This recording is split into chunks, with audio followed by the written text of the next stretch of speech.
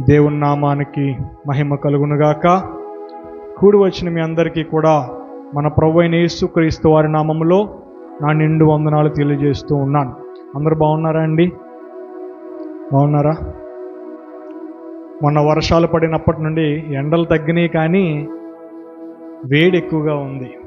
ఈ వేడి వల్ల చాలామంది అనారోగ్యాల పాలవుతూ ఉన్నారు.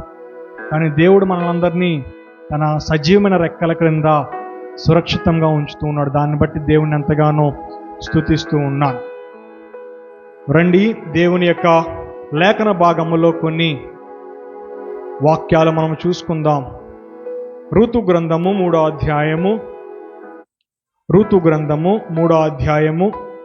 10వ వచనము మనము చదువుకుందాం. పేజీ నంబరు 221, పాత నిబంధన పాఠ్య భాగములో 221. ఋతు గ్రంథము 3వ అధ్యాయము 10వ వచనము. అతడు, నా కుమారి, యెహోవా చేత నీవు దీవెన నొందిన దానవు.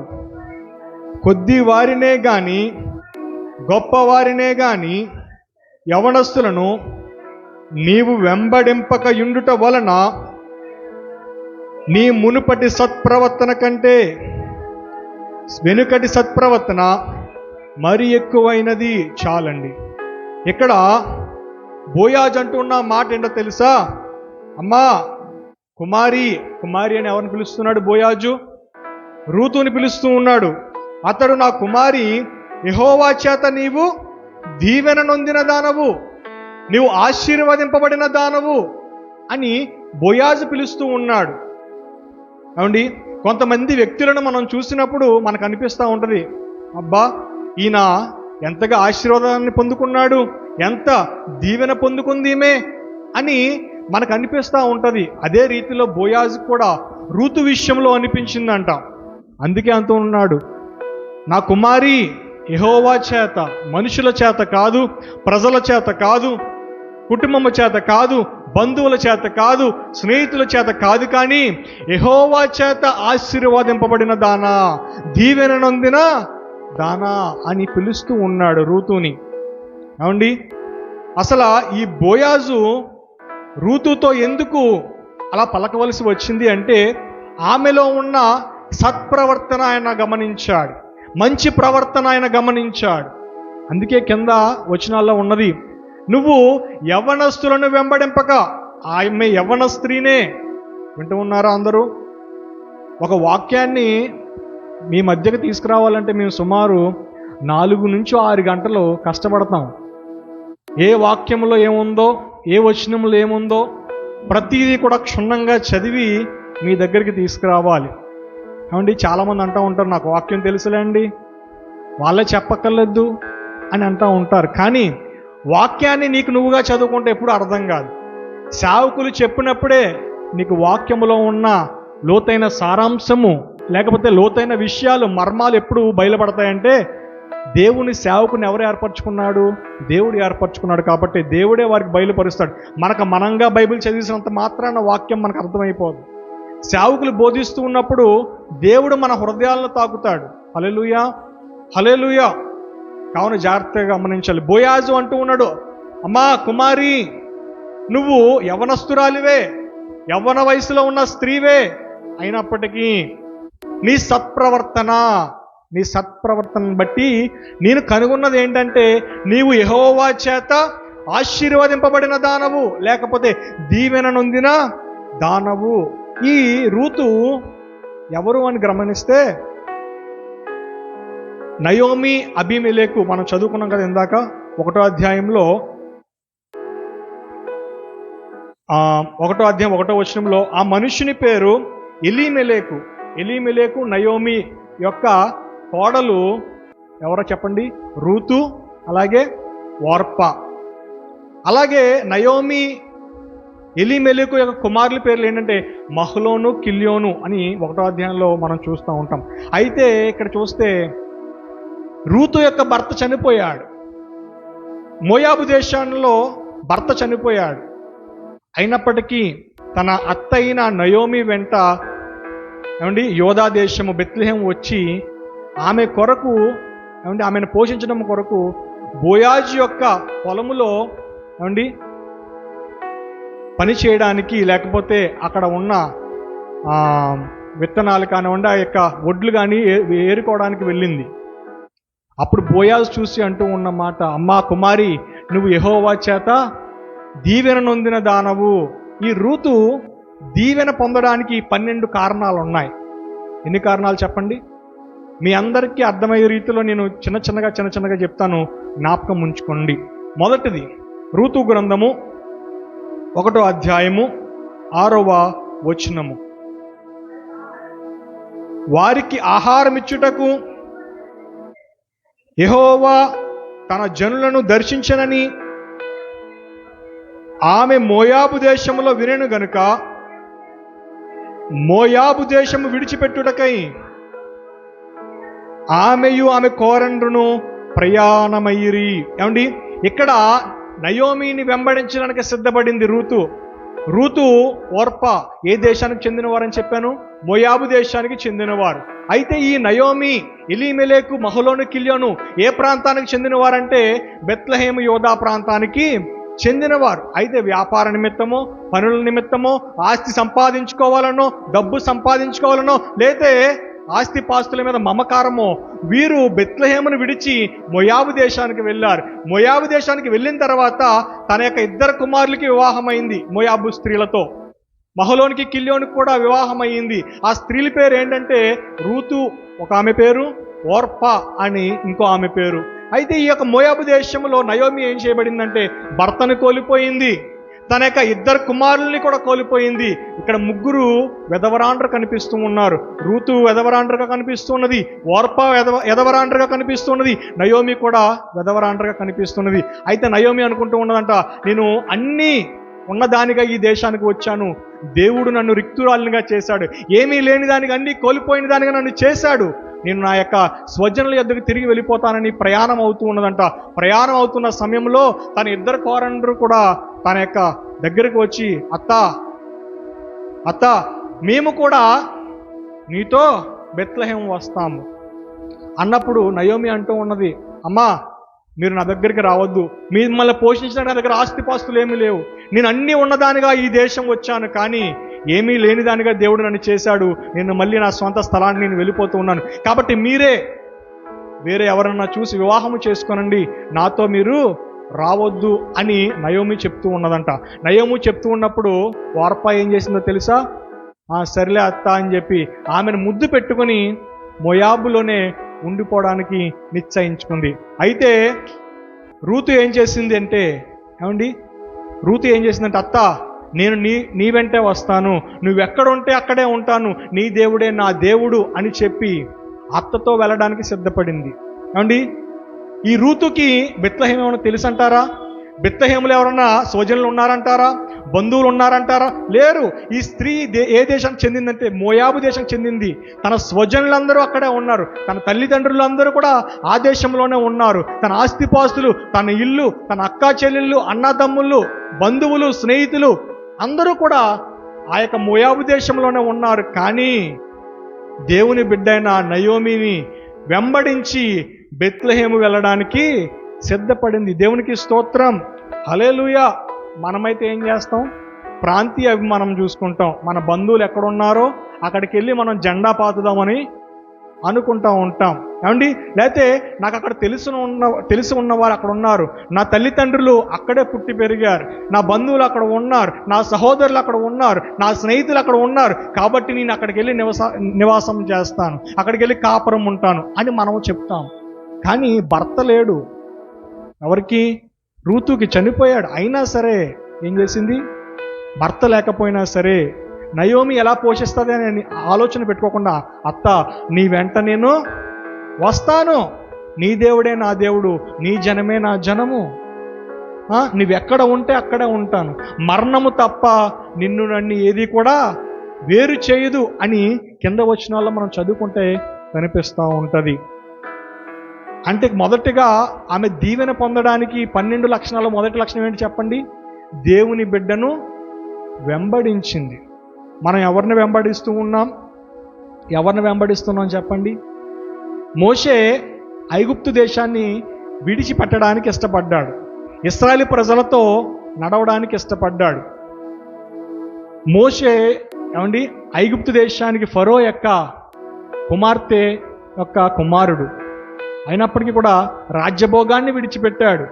ఏమండి రాజ్యసాన్ని విడిచిపెట్టాడు. రాజ్యకు ఉన్న ఈ యొక్క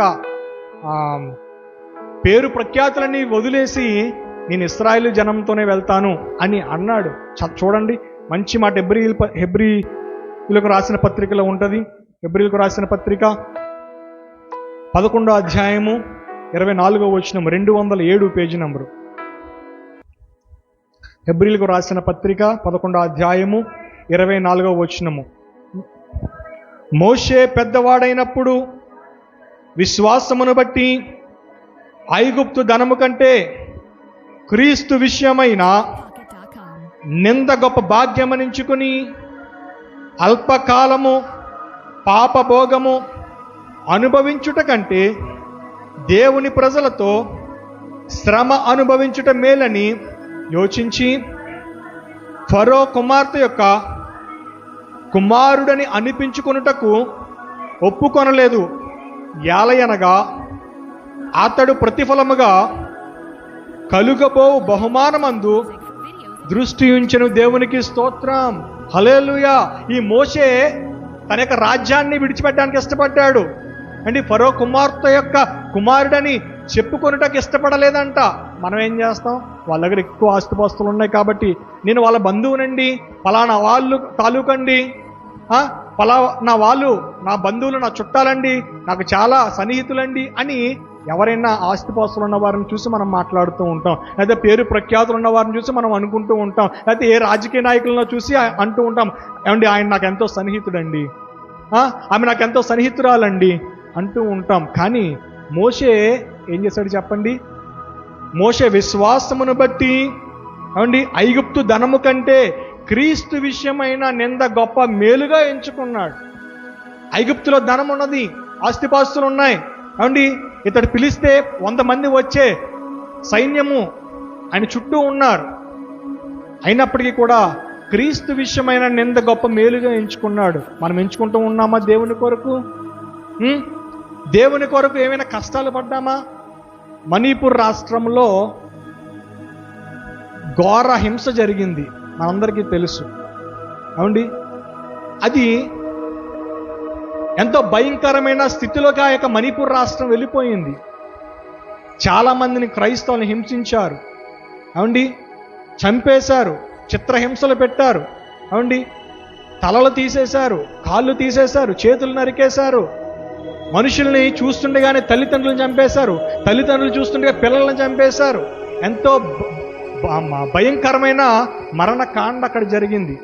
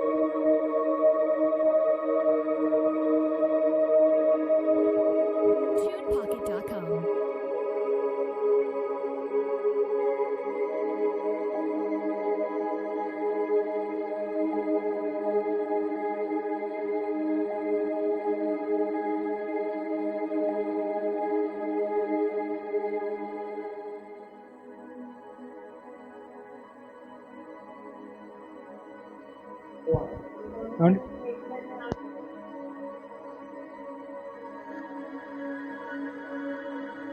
Unlimited royalty-free music for videos and media projects. మోషే ఏం చేశాడు చెప్పండి? ధనమును చూసుకోలేదు, పేరు ప్రఖ్యాతులను చూసుకోలేదు. నాకు రాజ్యం ఉంది, ఐగుప్తు దేశం ఉంది, ఫరో నా వెనకాల ఉన్నాడు అని అనుకోలేదు. దేవుని కొరకే నాకు ఎన్ని నిందలు వచ్చినా నాకు మేలే. ఇశ్రాయేలు ప్రజలతో నడవడానికి ఇష్టపడ్డాడు. ఫరో సైన్యం చంపేస్తాకి వెనక తరిమినా సరే ఇశ్రాయేలు ప్రజల్ని విడిచిపెట్టి పారిపోలేదు. మనం ఏం చేస్తాం? క్రైస్తవులు మనం ఏం చేస్తాం చెప్పండి? సంఘంలో దేవుని సేవకి కష్టం వచ్చిందంటే పారిపోతాం. సంఘంలో ఏ విశ్వాసికైనా కష్టం వచ్చిందంటే పారిపోతాం. కలిసిగట్టిగా ప్రార్థన చేసే అనుభవం లేదు. ఒక కష్టాన్ని జయించాలి అంటే కలిసిగట్టిగా ఉండాలి. సంఘం అంతా ఐక్యతతో ఉండాలి. దేవుని బిడ్డను వెంబడించింది రూతు, కాబట్టే దీవెన పొందుకున్నది. రెండవది చూసినట్లయితే రూతు గ్రంథము అదే మొదటి అధ్యాయంలో 14వ వచనం తీయండి. 220 పేజీ నెంబరు 220. 1వ అధ్యాయం 14వ వచనం. వారు ఎలుగెత్తి ఏడవగా వార్ప తన అత్తను ముద్దు పెట్టుకొనెను. రూతు ఆమెను హత్తుకొనెను. రెండో దీవెన ఎందుకు పొందుకుందో తెలుసా? తన అత్త అయిన నయోమిని హత్తుకుందంట. మనం హత్తుకుంటూ ఉన్నామా? దేవుని సంఘాన్ని హత్తుకొని జీవిస్తూ ఉన్నామా? దేవుని ప్రజలు హత్తుకొని జీవిస్తూ ఉన్నామా? దేవుని వాక్యమును మనం హత్తుకొని జీవిస్తూ ఉన్నామా? వాక్యమును జాగ్రత్తగా గ్రహించాలి, వినాలి అందరూ కూడా. హత్తుకోవడం అనే విషయంలో 3 విషయాలు కనిపిస్తూ ఉంటాయి. మొదటి విషయం ఏంటంటే ఆదికాండము 2వ అధ్యాయము 24వ వచనము. ఆదికాండము 2వ అధ్యాయము 24వ వచనము. హత్తుకొనుటలో 3 విషయాలు. కాబట్టి పురుషుడు తన తండ్రిని తన తల్లిని విడిచి తన భార్యను హత్తుకొనును. ఇక్కడ హత్తుకొనుటలో 3 విషయాలు. మొదటి విషయం ఏంటో తెలుసా? విడిచిపెట్టుట. విడిచిపెట్టాలి. ఏమండి? వివాహం అయిన తర్వాత అంటే తల్లిని తండ్రిని విడిచిపెట్టి భార్యను హత్తుకోవాలని ఉన్నది. విడిచిపెట్టాలి. లోకమును విడిచిపెట్టాలి, పాపమును విడిచిపెట్టాలి. ఏమండి? గత కాలంలో చేసిన ప్రతి పనులను విడిచిపెట్టాలి. గత కాలంలో మనము లోకానుసారంగా జీవిస్తే అవి విడిచిపెట్టి మనం ఎవరిని హత్తుకోవాలి చెప్పండి? దేవుని హత్తుకోవాలి. హత్తుకొనుటలో 3 విషయాలు అన్నాను. హత్తుకొనుటలో 3 విషయాలు. మొదటి విషయం ఏంటి చెప్పండి? విడిచిపెట్టాలి. రూతు ఏం చేసిందంటే తన యొక్క మోయాబు దేశాన్ని విడిచిపెట్టడానికి ఇష్టపడింది, తన తల్లిదండ్రులు విడిచిపెట్టడానికి ఇష్టపడింది, తన యొక్క జన సమూహాన్ని విడిచిపెట్టడానికి ఇష్టపడింది, స్నేహితులను విడిచిపెట్టడానికి ఇష్టపడి ఎవరిని హత్తుకోవడానికి ఇష్టపడింది చెప్పండి? తన అత్త అయిన నయోమిని హత్తుకొని మోయాబు దేశాన్ని విడిచిపెట్టి బెత్లెహేము దేశానికి వెళ్ళడానికి హత్తుకున్నది. రెండో విషయం 2 రాజుల గ్రంథము 18వ అధ్యాయము 6వ వచనం. 324 పేజీ నంబరు. 2వ రాజుల గ్రంథము 18వ అధ్యాయము 6వ వచనము, పేజీ నంబరు 224. అతడు యెహోవాతో హత్తుకొని ఆయనను వెంబడించుటలో వెనుక తీయక. చాలండి, వెనుక తిరగకూడదు. హత్తుకొనటంలో 3వ విషయం ఏంటో తెలుసా? వెనుక తిరిగి చూడకూడదు. ఆ యొక్క సొదొమ గొమొర్రాని కాల్చివేస్తానని దేవుడు చెప్పినప్పుడు ఏమండి ఎవరు వెనక తిరిగి చూశారు చెప్పాలి? ఎవరు వెనక తిరిగి చూశారు? ఈ యొక్క సొదొమ గొమొర్రాని కాల్చివేస్తాన వారి యొక్క పాపము నా దృష్టికి ఏమండి భయంకరంగా కనిపించింది. కాబట్టి ఏమండి మీరు ఈ యొక్క ప్రదేశాన్ని విడిచిపెట్టి బయటికి వెళ్ళిపోండి అని దేవుడు చెప్పినప్పుడు లోతు ఏం చేసింది? లోతు భార్య ఏం చేసింది చెప్పండి? వెనక తిరిగి చూసింది. కాబట్టి ఉప్పు స్తంభముగా మారిపోయింది. వెనుక తిరిగి చూసే అనుభవం క్రైస్తవులో ఉండకూడదు. ఏమండి లోకాన్ని చూసే అనుభవంలో ఉండకూడదు. వెనుక తిరిగి చూడకూడదు. ఎవరి కొరకు నువ్వు చూడవలసిన అవసరం లేదు. నువ్వు దేవుని ఉండుట్లో దేవుడు నీకు సహాయం చేసినప్పుడు లోకాన్ని విడిచిపెట్టాలి, పాపాన్ని విడిచిపెట్టాలి, సమస్తము నీకు కలిగిన దాన్ని విడిచిపెట్టాలి. దాని వెనుక తిరిగి చూడకూడదు. చాలామంది విడిచిపెట్టిన దాన్ని వెనక్కి తిరిగి చూస్తూ ఉంటారు. ఏమండి, విడిచిపెట్టిన దాన్ని వెనక్కి తిరిగి చూడకూడదు, పాపాన్ని చూడకూడదు వెనక్కి తిరిగి. ఏమండి, పౌలు అంటూ ఉంటాడు, నా ముందున్న గురి వైపుకే నేను పరిగెడుతూ ఉన్నాను, వెనకున్నవి మరచి ముందున్న వాటి కొరకై వేగిరపడుతూ గురి ఎదుగుగా నేను పరిగెత్తుతున్నాను అని అపోస్తలుడైన పౌలు అంటూ ఉంటాడు. వెనకున్నవి మర్చిపోయాడు. మన గురి ఏంటి? మన గమ్యం ఏంటి? దేవుని రాజ్యమును పొందుకోవడమే మన గురి. దేవుని యొక్క సంస్థానంలో స్థానము సంపాదించుకోవడమే మన యొక్క గురి. నీకు ఏ గురి కలిగి ఉన్నావు?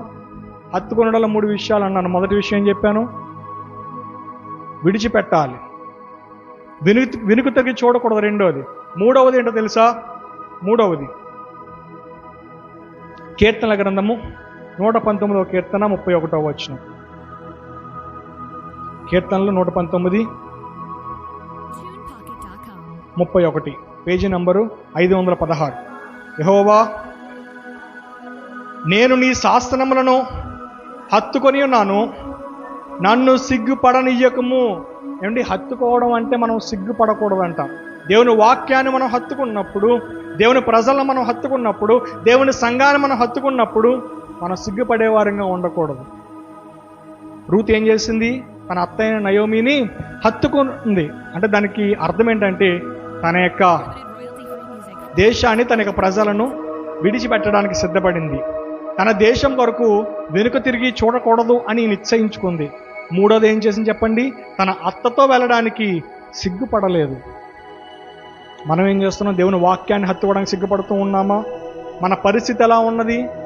జాగ్రత్తగా మనం ఆలోచన చేసుకోవాలి.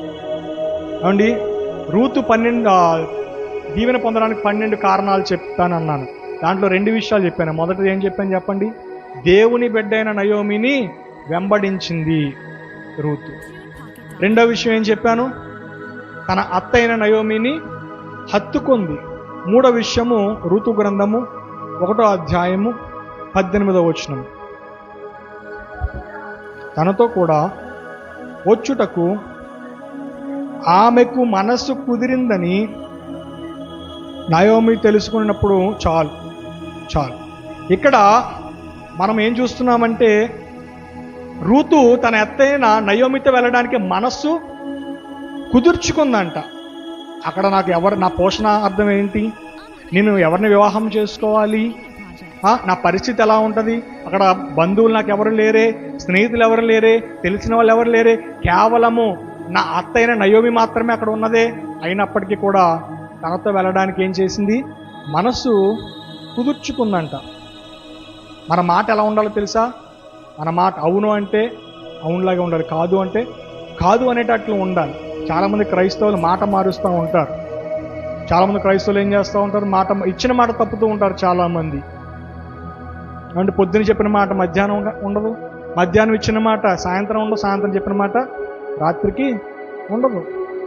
ఏమండి, రూత్ ఏం చేసింది? మాట ఇచ్చింది, అత్త నేను నీతో వస్తాను, నువ్వెక్కడ ఉంటే అక్కడే ఉంటాను, నీ జనమే నా జనము, నీ దేవుడే నా దేవుడు, మరణము తప్ప నిన్ను నన్ను ఏది కూడా వేరు చేయదు అని ఏదైతే మాట మీద స్టిక్ అయి ఉందో, నిలబడి ఉందో, అదే మాట మీద మనసు కూడా కుదుర్చుకుందంట, వెళ్ళడానికి నిశ్చయించుకుంది. ప్రియ సహోదరి సహోదరుడా, మనం ఎలా ఉంటూ ఉన్నాం? దేవుని సన్నిధికి వెళ్ళడానికి ఇష్టపడుతూ ఉన్నామా? మనసును కుదుర్చుకుంటూ ఉన్నామా?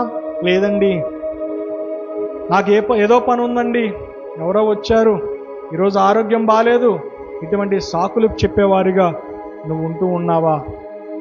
మూడవ యొక్క దీవెన పొందుకోవడం కారణం ఏంటంటే, తన అత్తైన నయోమితో ఎక్కడికి వెళ్ళడానికి? బెత్లెహేము, యోధా బెత్లెహేము అంటే రొట్టెల గృహము, దేవుని సంఘము, దేవుని సన్నిధికి వెళ్ళడానికి ఆమె మనసును కుదుర్చుకుంది. 4వ విషయం అదే ఋతు గ్రంథంలో 2వ అధ్యాయం 2వ వచనం. మోయాబీరాయలైన రూతు నీ సెలవైన ఎడల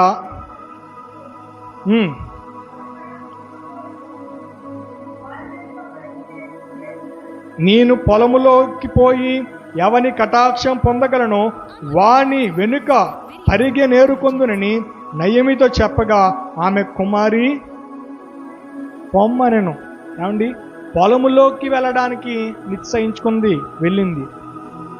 బోయాజు యొక్క పొలములోకి పరిగెలు ఏరుకోవడానికి వెళ్ళిందంట. పొలము అంటే ఏంటి చెప్పండి? ఆత్మీయ అర్థం ఏంటో తెలుసా? పొలము అంటే దేవుని సంఘము. దేవుని సంఘములో పరిగె ఏరుకోవడం అంటే వాక్యాన్ని ఏరుకోవడానికి వెళ్ళింది. దేవుని సంఘానికి ఎందుకు వస్తూ ఉన్నావు? నువ్వు మేలులు పొందుకోవడానికి మాత్రమే వస్తూ ఉన్నావా? నీ యొక్క జీవితాన్ని సరి చేసుకోవడానికి కోసం కాదా? దేవుని యొక్క రాజ్యంలో స్థానము సంపాదించడం కోసం కాదా? నీ విశ్వాస జీవితము బలపరుచుకోవడం కోసం కాదా? దేవుని సన్నిధికి రావాలి, దేవుని వాక్యాన్ని వినడానికి రావాలి.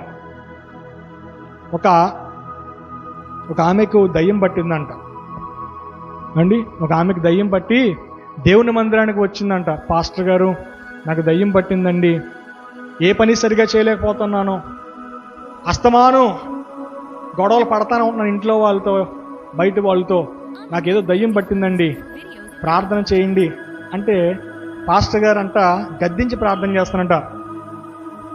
యేసు నామములు ఇప్పుడే దయ్యం విడిచిపెట్టి గట్టిగా గద్దించి ప్రార్థన చేస్తా ఉన్నాడు. ఆమె అంటుందంట, అంత గట్టిగా చేయకండి పాస్టర్ గారు, నెమ్మదిగా చేయండి, నెమ్మదిగా చేయండి అని అంటూ ఉంటే ఆయన వెళ్ళి అంట ఆమె చెవిలో, దయ్యమ్మా ఓ అని జాయిగా చెప్తూ ఉన్నాడంట. ఒక ఉదాహరణ చెప్తాను. మీరు అన్నం తింటా ఉన్నారు, అన్నం తింటూ ఉన్నప్పుడు కుక్క వచ్చింది, ఏం చేస్తారు? ప్లీజ్ కుక్క పోవా, ప్లీజ్ కుక్క చిచ్చి ఇప్పో అంటే పోతుందా? గట్టిగా చి పో అంటే ఏమవుతుంది? కుక్క పారిపోతుంది. మీ యొక్క అబ్బాయే లేదా అమ్మాయే ఆడుకుంటున్నారు రోడ్డు మీద, ఒరే రారా బాబు టైం అయిపోతుంది బయటికి వెళ్ళాలి రారా అంటే, వస్తానులే అమ్మా వెళ్ళు వస్తాను తర్వాత అంటాడు. అంతేనా? బ్రతిమలాడి కొలిది ఏం చేస్తారు? నెత్తి మీద కూర్చుంటారు పిల్లలు. రారా టైం అయిపోతుంది, స్కూల్కి టైం అయిపోతుంది, లేవరా అంటే లేస్తారా? గట్టిగా లెగు రా అంటే ఏం చేస్తారు? వెంటనే ఏది ఎక్కడుందో అక్కడ విడిచిపెట్టేసి పరుగు పడిన ఎక్కడ కొట్టేస్తుందో మా అమ్మ, ఎక్కడ కొట్టేస్తాడో మా నాన్న అని చెప్పి పరుగు పడిన వచ్చేస్తారు. అలాగే దయ్యం పట్టినప్పుడు గద్దించి ప్రార్థన చేస్తేనే దయ్యం భయపడదు తప్ప, ప్లీజ్ దయ్యమా పో, దయ్యమా నాలో ఉండక దయ్యమా అంటే అది పోతుందా? దేవుని సన్నిధికి వచ్చినప్పుడు అండి, దేవుని వాక్యము నీతో మాట్లాడుతున్నప్పుడు, దేవుని సేవకుడు గద్దిస్తూ ఉన్నప్పుడు నీలో ఏ పాపం ఉందో అది బయటికి పోతుంది. ఒకరోజు ఒక పాస్టర్ గారు వాక్యం చెప్తూ ఉన్నాడంట. అదే సంఘానికి చెందిన ఒక స్త్రీ భర్తతో మంచిగా ఇంట్లో పెద్ద పెద్ద గొడవ పెట్టేసుకొని తన కూతుర్ని తీసుకొచ్చి మందిరంలో కూర్చొని వాక్యం వింటుందంట. చాలా పెద్ద గొడవ పెట్టుకుందంట. భర్తని మాటలు అన్నరాని మాటలని అక్కడ ఉన్న సామాగ్రి అంతా చిల్లావందర చేసేసి వచ్చిందంట. వచ్చి దేవుని సన్నిధిలో కూర్చొని వాక్యాన్ని వింటుందంట. ఈ పాస్టర్ గారికి మా విషయం తెలియదు అండి. ఈయనే వాక్యం చెప్తూ ఉన్నాడు, భర్తతో అలా ఉండాలమ్మా, భర్తతో ఎలా ఉండాలి, భర్తను ప్రేమించాలి అని ఈయన వాక్యం చెప్తున్నాడు. పాపం ఆమె గొడవ పెట్టుకొచ్చిందని ఈయనకి తెలియదు. అలా చెప్తూ ఉంటే ఈమెకి రగిలిపోతుందంట లోపల. నా కోసం చెప్తున్నాడు, ఆయన ఫోన్ చేసి చెప్పేసి ఉంటాడు. ఈమెకి రగిలిపోతూ ఉంటుంటే ఇంకా ఓర్చుకున్నంతసేపు ఓర్చుకుంది. ఈ పాస్టర్ గారేమో ఆపట్లేదు. ఆ వాక్యం ఆయన ఎంచుకున్న సబ్జెక్టే అది, అంశము భార్య భర్తల కోసం చెప్తూ ఉన్నాడు. పాపం ఆ వాక్యం అంతా చెప్తూ ఉంటారు. మధ్యలో ఇంకా లేచి పక్కన కూతుని రావే అని లాక్కుని వెళ్ళిపోయి బయట తీసుకెళ్ళిపోతుంటే, ఏమండి నీ ఉంటాను అంటుందంట కూతురు. అయినా సరే లాక్కుని వెళ్ళిపోతుందంట. వెళ్ళిపోతా వెళ్ళి ఆటోని గుద్దిందంట. మూతి నోరు ఏకమైపోయినాయి. మళ్ళీ ఎవరి దగ్గరికి వచ్చింది ప్రార్థనకి? దేవుని సేవకుల దగ్గరికే వచ్చింది. ప్రియ సహోదరి సహోదరుడా, దేవుని వాక్యం నీతో మాట్లాడుతున్నప్పుడు నీలో ఏదో తప్పుదం ఉందో అది నువ్వు సరి చేసుకోవాలి. దేవుని వాక్యం నీతో మాట్లాడుతున్నప్పుడు నీలో ఏ పాపం ఉందో అది తొలగించుకోవాలి. ఏమండి ఏదో పాస్టర్ గారు ఒకరిని ఉద్దేశించే మాట్లాడరు. ఏమండి ఒకరిని ఉద్దేశించే వాక్యం చెప్పరు. దేవుడు ఏది మాట్లాడమంటే అది చెప్తాడు. ఈ యొక్క రూతు ఎక్కడికి వెళ్ళింది? పొలముకు వెళ్ళింది. అంటే దేవుని యొక్క సంఘానికి వెళ్ళింది. నువ్వు దేవుని సంఘానికి రావడానికి ఇష్టపడుతూ ఉన్నావా? దేవుని సంఘానికి వస్తే నీ జీవితంలో మార్పు ఉంటుంది, చక్కని జీవితం ఉంటుంది, చక్కగా దీవెనలు ఉంటాయి, ఆశీర్వాదాలు ఉంటాయి, పాపమలినమైన జీవితం ఉండదు. లోకానికి ఒక ఉప్పుగా వెలుగుగా నువ్వు కనిపిస్తావు అండి. మొన్న నేను శుక్రవారం హైదరాబాద్ నుంచి బయలుదేరుతూ ఇంట్లోంచి 10ంటికి బయలుదేరా 10ంటికి బయలుదేరినప్పుడు వస్తూ ఉన్న వీధిలో నడుచుకుంటూ వస్తూ ఉంటే కొంతమంది ఈ యొక్క పార్టీలకు సంబంధించిన వారు హైదరాబాదులో నన్ను చూసి, ఏమండి వెళ్ళిపోతున్నారు ఓటేయడానికి ఇంటికి, ఎక్కడికి ఇంటికి వెళ్ళిపోతున్నారు ఓటేయడానికి అని అడుగుతూ ఉన్నారు. అవునండి వెళ్తున్నాను అంటే,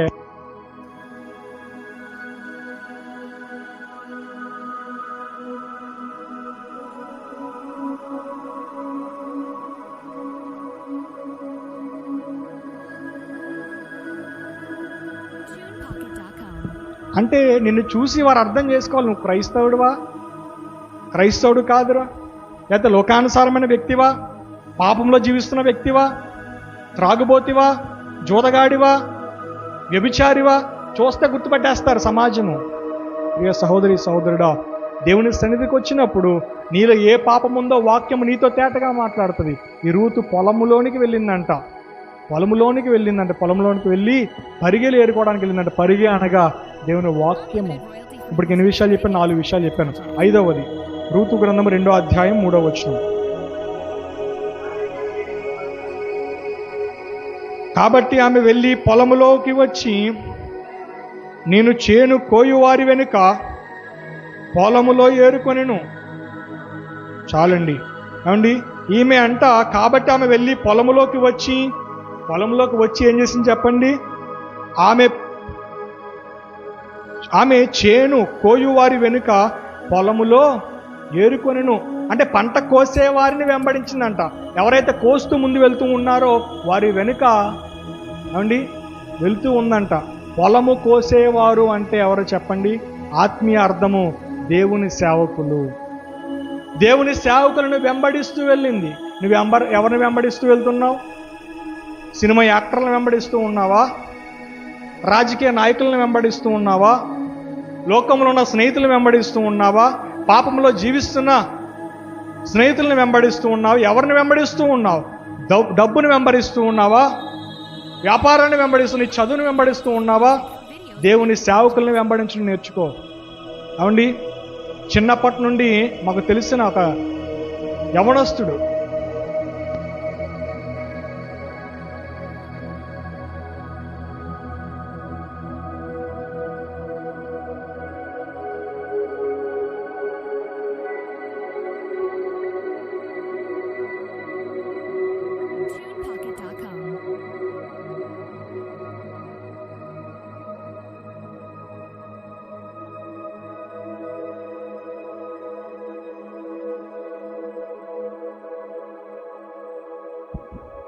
అండి, కొంచెం వయసు వచ్చేసరికి, కొంచెం రాబడి వచ్చేసరికి దేవుని సేవకులు అంటే లెక్క ఉండదు.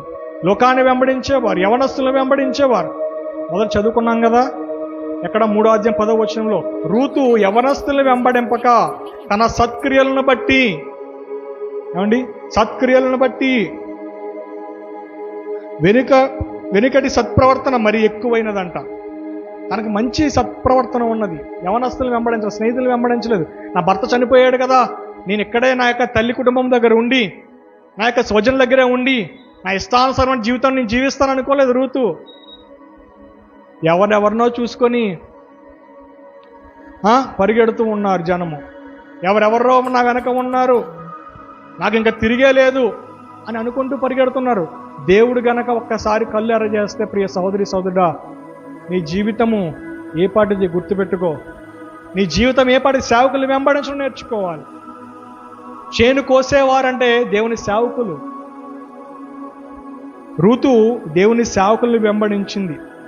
చాలామంది విశ్వాసులను వెంబడిస్తారు, ఒక వ్యక్తిని వెంబడిస్తారు, అన్యులను వెంబడిస్తారు, దేవుని ఎరుగని వారిని వెంబడిస్తూ ఉంటారు, పాపాన్ని వెంబడిస్తూ ఉంటారు, లోకాన్ని వెంబడిస్తూ ఉంటారు. ఎవరిని వెంబడిస్తున్నావు నువ్వు? నీ హృదయం ఎవరిని వెంబడించాలని చెప్తూ ఉన్నది? ప్రియ సహోదర సహోదరుడా, మన మనసులను మనము జాగ్రత్తగా పరిశీలన చేసుకోవాలి. పౌలు అంటూ ఉంటాడు, నేను క్రీస్తుని పోలి నడుచుకున్నట్లు మీరు నన్ను పోలి నడుచుకొనుడి. దేవుని సేవకుని పోలి నడుచుకోవాలి. వారి యొక్క సత్ప్రవర్తన చూసి నడుచుకోవాలి. దేవుని సేవకులు చూసి నడిచినప్పుడు వారిలో ఉన్న అభిషేకం నీలోకి వస్తుంది, వారిలో ఉన్న పరిశుద్ధాత్మ నీలోకి వస్తుంది, వారిలో ఉన్న మంచితనం నీలోకి వస్తుంది. వారిని చూసి నువ్వు వెంబడించినప్పుడు, వారిని చూసి అనేక విషయాలు నేర్చుకున్నప్పుడు అవును నిన్ను చూసి అనేక మంది నేర్చుకుంటారు, సమాజం నేర్చుకుంటుంది. నిన్ను చూసి ఏం నేర్చుకుంటుంది సమాజము? ప్రియ సహోదరి సహోదరా, రూతు చేను కోసే పనివారిని ఏమండి వెంబడించిందంట. తర్వాత 6వ విషయాన్ని చూద్దాం. 6వ విషయం 2వ అధ్యాయం ఋతు గ్రంథము, అదే 3వ వచనం చదువుకుందాం. ఋతు గ్రంథము 2వ అధ్యాయం 3వ వచనం, ఇప్పుడు చదువుకున్నదే కొంచెం కింద. కాబట్టి ఆమె వెళ్ళి నేను వచ్చి చేను కోయు వారి వెనుక పొలములో ఏరుకొనెను. ఏమి ఏరుకొనెను? పరిగె ఏరుకొనెను. 6వది ఏంటి చెప్పండి? అన్న దీవెన పొందడానికి 6వ కారణం ఏంటంటే పరిగె ఏరుకున్నదంట. పరిగె అంటే దేవుని వాక్యం. దేవుని సన్నిధికి వచ్చి నువ్వేమి ఏరుకోవాలి? వాక్యాన్ని ఏరుకోవాలి. ఏ వాక్యం ద్వారా దేవుడు నాతో మాట్లాడతాడా? ఏ వాక్యం ద్వారా దేవుడు నన్ను సంధిస్తాడా? ఏ వాక్యము నన్ను హత్తుకుంటుంది? ఏ వాక్యం ద్వారా దేవుడు నాతో మాట్లాడుతున్న జీవితంలో మార్పు కలుగుతున్న విశ్వాస జీవితము ఎదుగుతుంది అనే ఆసక్తితో నువ్వు దేవుని సన్నిధిలో ఉండాలి. ఎప్పుడైతే దేవుడు వాక్యమునతో మాట్లాడుతుంది నీ వెంటనే పట్టుకోవాలి. ఇశ్రాయేలు ప్రజలు మన్నాను ఏరుకున్నట్లు, మన్నా అంటే ఏంటి చెప్పండి? దేవదూతలు తినే ఆహారము. ఇశ్రాయేలు ప్రజలు ఐగుప్తు దేశం విడిచి కనాను ప్రయాణములో వారికి ఆహారం సిద్ధపరచుకోవడానికి ఏమీ లేదు. అవునండి, ఆహారం కొరకు ప్రార్థన చేసినప్పుడు దేవుడు ఏం చేశాడంటే దేవదూతలు తినేటువంటి మన్నాను ఈ యొక్క భూమి మీద కురిపించినప్పుడు మన్నాను తిని వారి ప్రయాణాలు చేసేవారు ఇశ్రాయేలు ప్రజలు. అలాగే దేవుని సన్నిధికి వచ్చినప్పుడు నువ్వు దేవుని వాక్యాన్ని ఎలా ఏరుకోవాలో, ఏ విషయాన్ని నువ్వు పట్టుకోవాలో, అంతే తప్ప దేవుని సేవకుడు నా గురించే చెప్పాడు, నా భర్త గురించే చెప్పాడు, నా భార్య నా బిడ్డల గురించే చెప్పాడు అనుకోవడం కాదు. దేవుడు నాతో ఏది మాట్లాడుతున్నాడో అది సరి చేసుకోవాలి అనే ఆలోచనతో దేవుని సన్నిధిలో నువ్వు కూర్చోవాలి. అవునండి ప్రియ సహోదరి సహోదరుడా, రూతు పరిగె ఏరుకున్నదంట. ఎక్కడ? దేవుని పొలములో దేవుని వాక్యాన్ని ఏరుకున్నది. ఈరోజు చాలామంది ఏమండి ఎక్కడెక్కడో పరిగెలు ఏరుకోవడానికి వెళ్తూ ఉన్నారు. ఏమండి అక్కడ వాక్యం దొరకని స్థలాలలో ఏమండి ఏదో పొందుకోవాలని, ఏదో చేయాలని చెప్పి దేవుని సంఘములో దేవుని వాక్యాన్ని ఏరుకోవాలి నువ్వు. తర్వాత 7వ విషయము, రూతు దీవెన పొందడానికి 7వ కారణం ఏంటంటే 2వ అధ్యాయం 8వ వచనం. ఋతు గ్రంథము 2వ అధ్యాయం 8వ వచనం. 2వ అధ్యాయం 8వ వచనం. 2వ అధ్యాయము 8వ వచనం. అప్పుడు బోయాజు రూతుతో, నా కుమారి, నా మాట శ్రద్ధగా వినుము. వేరొక పొలములో ఏరుకొనుటకు పోవద్దు, దీనిని విడిచిపోవద్దు. ఇచ్చట నా పనికత్తెల యొద్ద నిలకడగా ఉండము. నిలకడగా ఒకే పొలంలో ఉంది. మనం ఏం చేస్తాం? ఒక పొలంలోనే ఒక సంఘంలోనే ఉంటున్నామా? నిలకడగా ఒకే పొలంలో ఉండాలి అని బైబిల్ సెలవిస్తూ ఉన్నది. అమ్మా నా కుమారి అని చెప్పి బోయాజు అంటూ ఉన్నాడు రూతుతో, నా మాట శ్రద్ధగా వినుము. వేరొక పొలములో ఏరుకొనుటకు, వేరొక పొలములో విశ్వాసం ఎలాగ ఉంటుందో, వారు బోధించే బోధ ఎలాగ ఉంటుందో, సత్యమైన బోధో అసత్యమైన బోధో ఎలా ఉంటుందో మనకు తెలియదు. కాబట్టే వేరొక పొలంలోనికి నువ్వు వెళ్ళొద్దు. ఈ పొలములోనే స్థిరంగా నువ్వు పరిగె ఏరుకో, వాక్యాన్ని ఏరుకో. నీకు నచ్చిన విధంగా వాక్యము చెప్పరు, నీకు నచ్చిన విధంగా బోధ ఉండదు, నీకు నచ్చిన విధంగా విశ్వాసము ఉండదు. ఖచ్చితమైన బోధ ఎక్కడ దొరుకుతుందో అక్కడ మాత్రమే నువ్వు నిలకడ కలిగి జీవించు అని దేవుని వాక్యం సెలవిస్తున్నది. సత్యమైన బోధ బైబిల్ ఏం బోధిస్తుందో అదే బోధిస్తాం మేము. అవునండి, 2 విశ్వాసాలు ఉండవు మాకు. ఒకటే విశ్వాసము, ఒకటే సిద్ధాంతము. ధనము కోసమో అవునండి ఏదో ఆస్తుల కోసమో సేవ చేసేవారము కాదు. దేవుని కొరకు కొన్ని ఆత్మలు సంపాదించాలనే ఆశతో ఏమండి వేరే ఎవరైనా Unlimited royalty-free music for videos and media projects.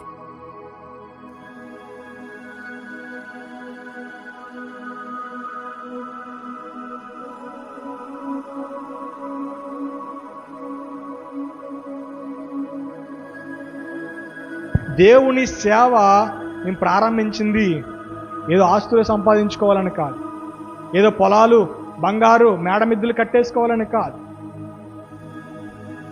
దేవుని కొరకు కొంతమంది ఆత్మలు సంపాదించాలని ఆశతోనే దేవుని వాక్యం సెలవిస్తున్నమాట. నువ్వు ఒకే పొలములో నిలకడగా ఉండాలి. ఏమండి, నాకు అన్నీ తెలుసు, నాకు వాక్యం తెలుసు. దేవుడు సేవకుడు మాట్లాడితేనే దేవుడు నీతో తేటగా మాట్లాడతాడు. నీకు తెలిసింది కొంచెమే. దేవుని సేవకుడు బోధిస్తున్నప్పుడు నీకు అనేకమైన విషయాలు దేవుడు తెలియజేస్తాడు. అండి, మరుగైపోయిన వాక్యాలను నీకు తెలియజేస్తాడు. ఈ వాక్యం నేను చాలాసార్లు బైబిల్లో చదివానండి, ఎక్కడ కనిపించలేదే, మీరే ఎలా చెప్తున్నారంటే దేవుడు వారికి బయలుపరుస్తాడు. దేవుని సేవకులకు. ప్రియ సహోదరి సహోదరుడా, ఏ విశ్వాసంలో జీవిస్తున్నావు? ఆశీర్వాదాల కొరకు పరిగెడుతూ ఉన్నావా? స్వస్థత కొరకు పరిగెడుతూ ఉన్నావా? టీవీలో నీ ఫోటో కనిపిస్తుందని పరిగెడుతూ ఉన్నావా? అక్కడ ఏసీ ఉందని పరిగెడుతూ ఉన్నావా? ఆర్కెస్ట్రా ఉందని పరిగెడుతూ ఉన్నావా? సౌండ్ సిస్టమ్ బాగుందని పరిగెడుతూ ఉన్నావా? ప్రియ సహోదరి, అవన్నీ చూడడం కాదు. దేవుని వాక్యము సత్యముగా ఎక్కడ బోధిస్తూ ఉన్నారో అక్కడ విశ్వాసాన్ని నువ్వు పెంచుకో. రెండు పడవల మీద కాలు వేయొద్దు. కొంతకాలం ఒక సంఘంలో, కొంతకాలం వేరే సంఘంలో. ఏ విశ్వాసంలో నువ్వు నిలకడగా ఉండగలుగుతావు? ఏ విశ్వాసంలో నిలకడమైన భక్తి గల స్త్రీగా పురుషునిగా నువ్వు నిలబడగలుగుతావు? బోయాజ్ అంటూ ఉన్నాడు, అమ్మా నా కుమారి, నువ్వు నా పొలములోనే నిలకడగా పరిగెను ఎరుకో.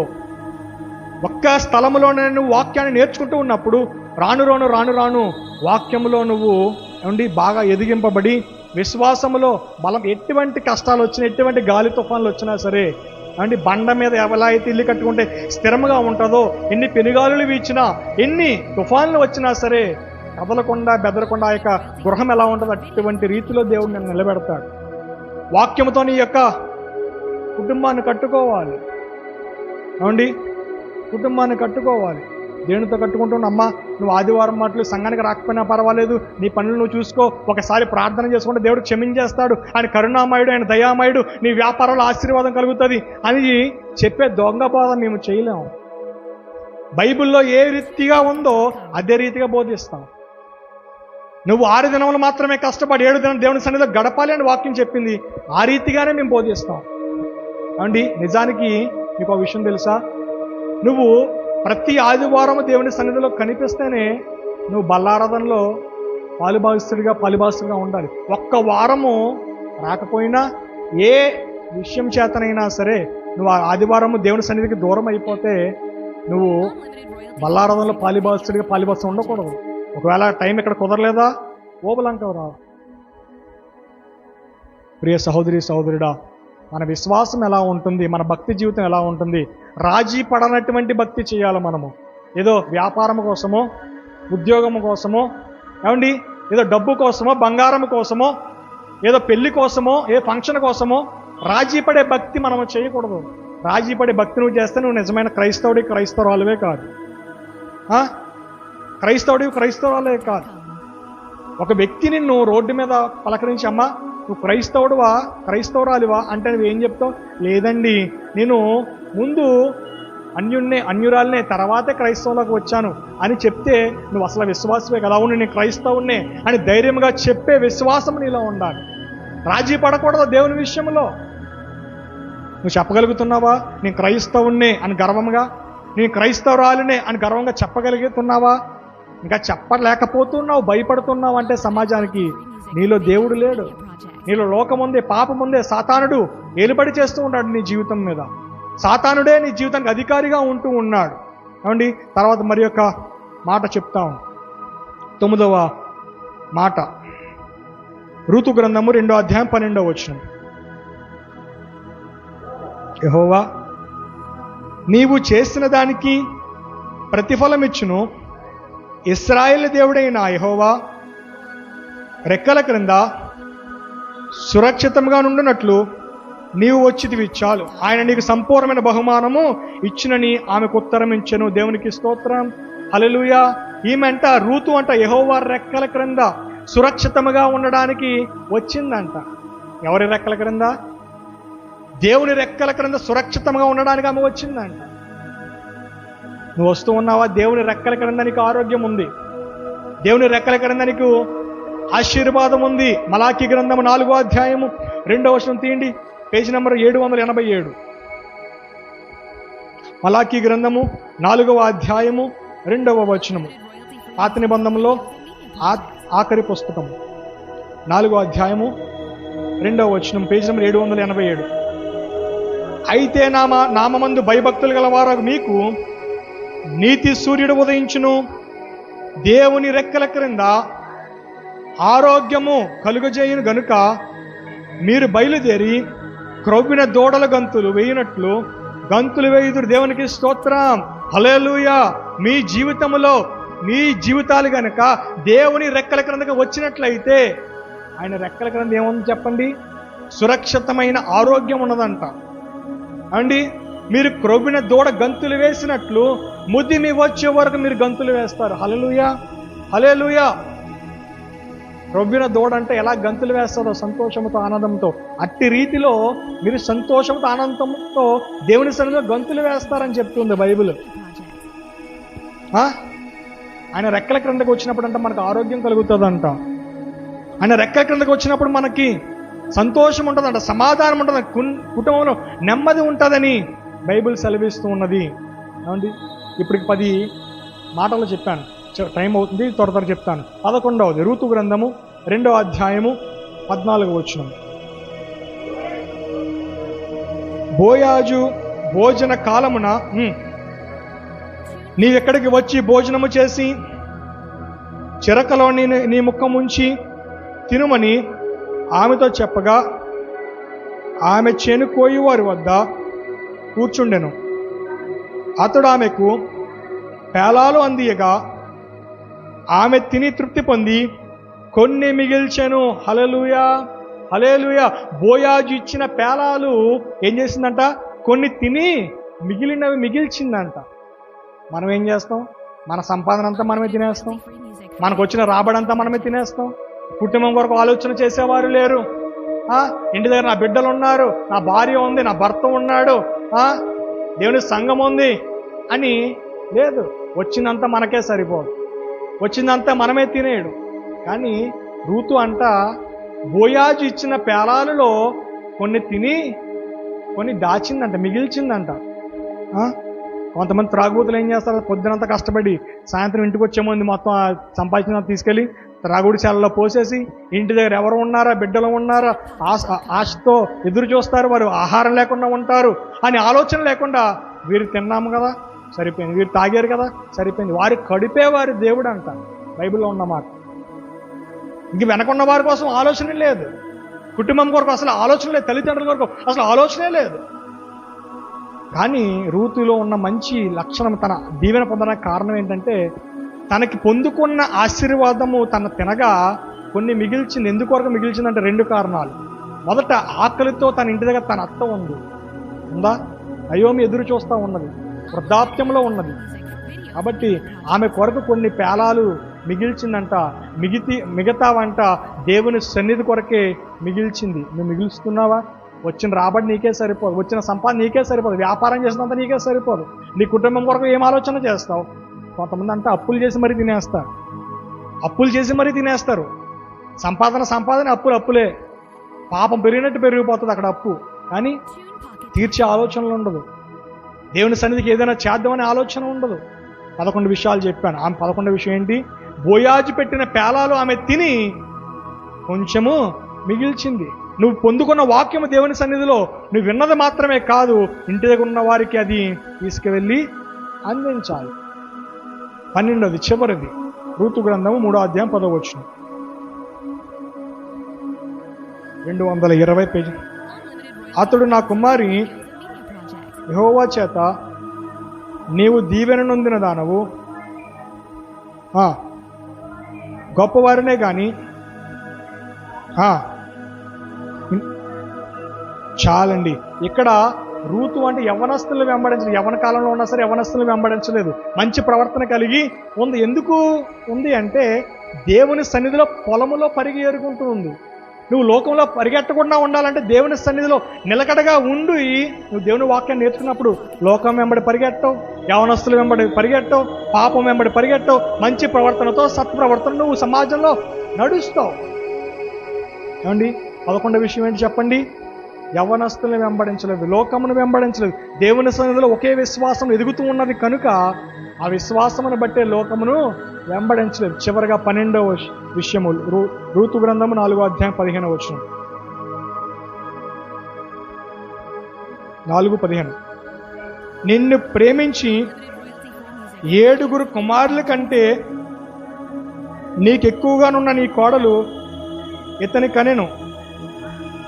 ఇతడు నీ ప్రాణము నోదార్చి నీ ముసలితనమును నీకు పోషకుడనని నయోమితో చెప్పిరి. ఏమండి, నయోమి కంట 7 కుమారులు ఉన్నా సరే, నాకు 7 కుమారులు ఉన్నా సరే నా కోడలే నాకు ఇష్టమని చెప్తుందంట.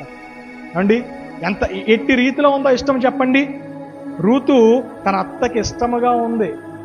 నాకు 7 కుమారులు పుట్టినా సరే నా కోడలైన రూతు నాకు ఇష్టముగా ఉన్నది అని చెప్తూ ఉన్నది. ఎందుకొరకు అలా చెప్తూ ఉన్నదంటే తన అత్తను పోషించింది. ఏమండి, తన అత్త జనమే నా జనముగా భావించింది. ఏమండి, తన స్వదేశాన్ని విడిచిపెట్టింది, మోయాబు దేశాన్ని విడిచిపెట్టి దేవుని సన్నిధి ఉన్న చోటకు వచ్చింది కాబట్టి దీవెన పొందుకుంది. ఏమండి, దీవెన పొందుకుంది. ప్రియ సహోదరి సహోదరుడా, మనం ఏం చేస్తూ ఉన్నాం? దీవెన పొందుకోవడానికి మనము సిద్ధంగా ఉన్నామా? దేవుని సన్నిధిలో పరిగి ఏరుకుంటూ ఉన్నామా? దేవుని పొలంలోకి వస్తూ ఉన్నామా? దేవుని సురక్షితమైన రెక్కల క్రింద మనం కప్పబడి ఉన్నామా? Videos and media projects. ఎక్కడ స్వస్థత అంటే అక్కడికే పరిగెట్టేస్తాం. ఎక్కడ అద్భుతాలు జరుగుతున్నాయంటే అక్కడికే పరిగెట్టేస్తూ ఉంటాం. అక్కడ మట్టి తెచ్చుకొని తింటూ ఉంటాం. ఎక్కడెక్కడో మనుషులను దేవుడిగా పూజిస్తూ ఉంటాం. కాదు, అది నిజమైన విశ్వాసము కాదు.